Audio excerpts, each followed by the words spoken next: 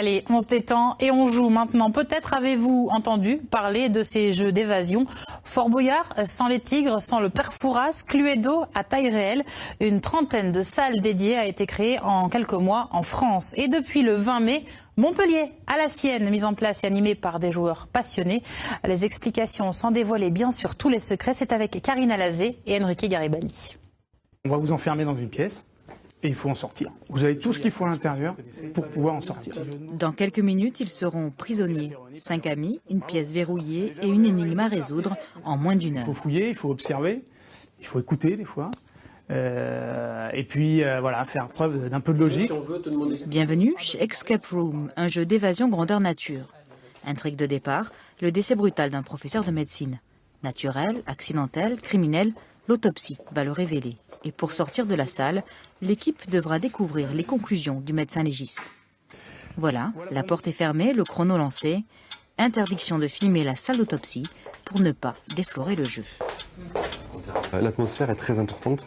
Parce que quand vous rentrez dans une pièce comme ça, vous avez de suite une pression supplémentaire si le décor est bien réalisé.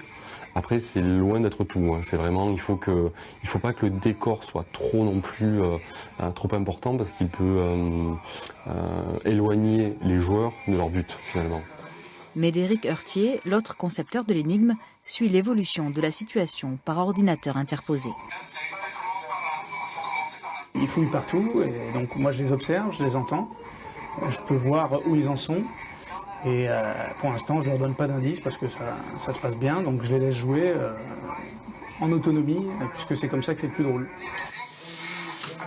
Si je sens qu'ils prennent du retard, qu'ils s'orientent vers une mauvaise piste, pour qu'ils s'amusent, je leur donne un indice. Et s'ils me le demandent, je leur donnerai aussi un indice. Ouais. Passées les 20 premières minutes, les chercheurs demandent un indice. Médéric l'envoie directement sur un écran dans la salle d'autopsie. Le chrono tourne toujours, 60 minutes écoulées. Et soudain, la porte s'ouvre.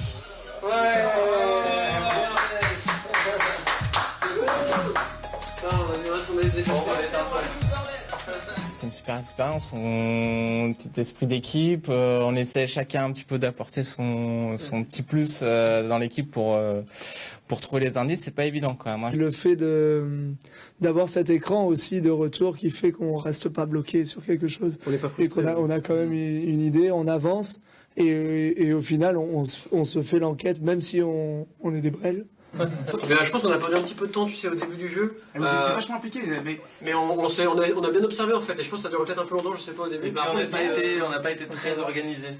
On a dépassé le délai, mais au final on sort quand même avec une expérience positive parce qu'on a fini ce truc-là et c'est très réjouissant. on va bien être élu testeur, je sais pas si tu veux. Si tu veux, on devient tes testeurs. Après, c'est comme tu veux. Le record n'est pas tombé, 54 minutes à battre. Cette équipe-là reviendra dans 6 mois, c'est promis, quand une nouvelle énigme sera prête à défier leurs neurones. Allez,